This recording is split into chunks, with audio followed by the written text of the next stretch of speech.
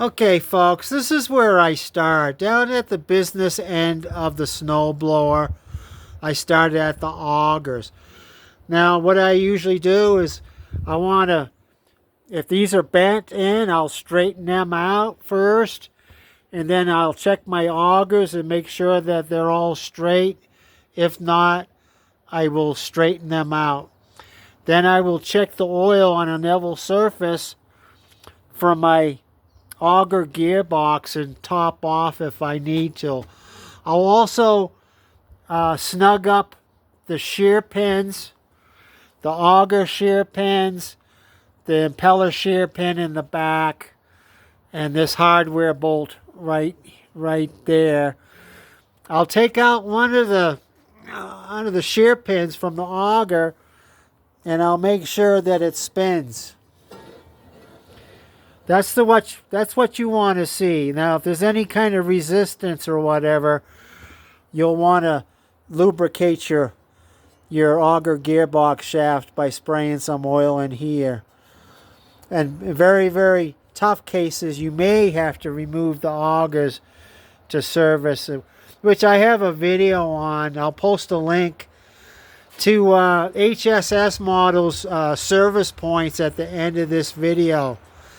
Now, another thing you can do is you can adjust your housing guard down at the ground there. You want to make sure that adjustment's correct.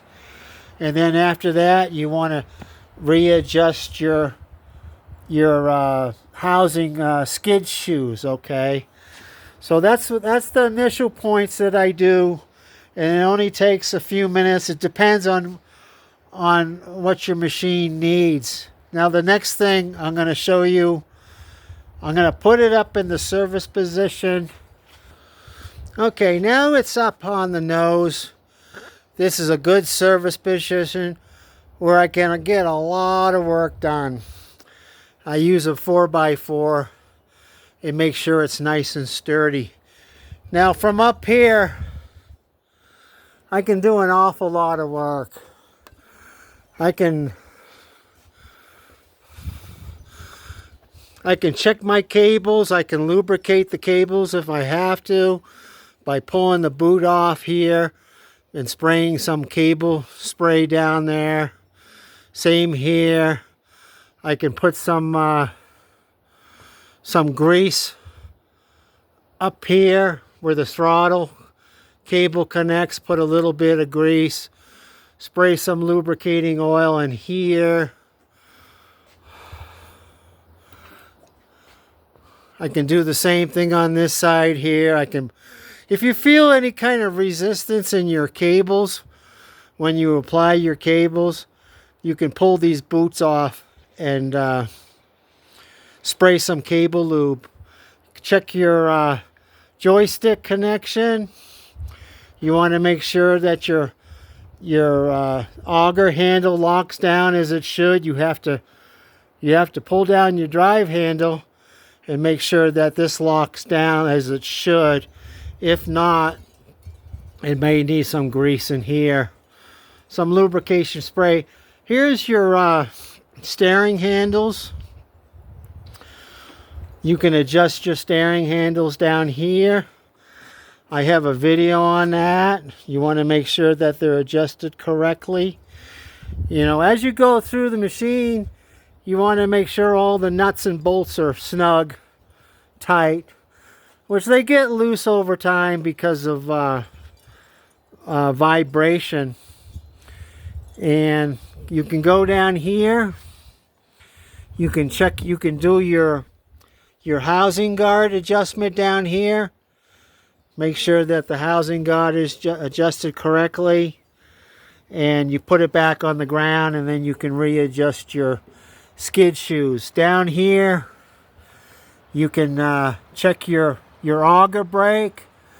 I take this cover off here, this cross plate, so that I can lubricate my drive chains. You want to make sure you can do that.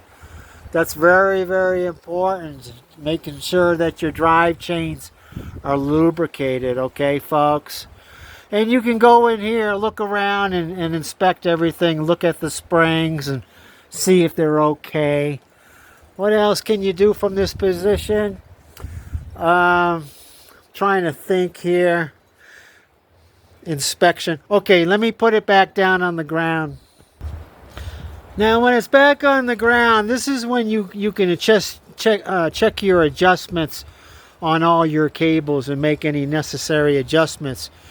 If you have a battery like I do, you take this cover off and you can check your battery voltage with a multimeter.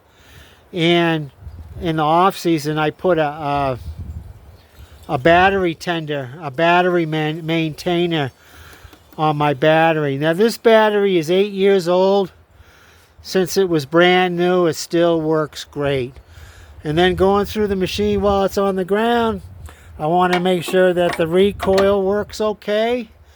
And then I can take this cover off, which is really easy to do. You want to make sure that you disconnect the light, okay? And from here, I can check my belts. And I can make sure that the belts are adjusted. You can adjust your belt guides and make sure that the belts are adjusted. You can check your chute motors and make sure they're nice and clean.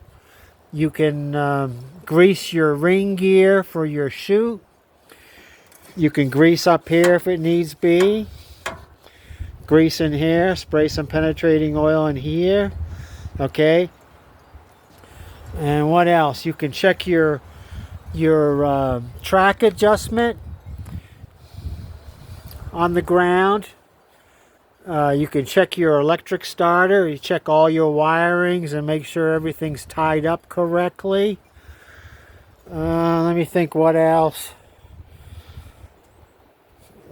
Now the last things I do is I'll check the plug, I'll look at the color of the electrode on the plug and make sure it's not too lean or not too dirty or it's not worn out. Usually most of the time it's fine, okay? And you can also change the oil in this position. You want to warm up the oil. Oh, I forgot one thing. When you've got it on the nose, you can remove your sediment cup and make sure it's clean. You can clean that out. Okay, if you have any trouble starting it or rough running, you can do an in-frame carburetor cleaning also. So I'll start up the engine. Before I change the oil, I'll start up the engine. I'll test all the functions to see if it needs anything else. And that's a good way to do it. You want to test all your functions, and then you can address any kind of maintenance issues that you need. I'll take it for a test drive also. And I can't really think of anything else.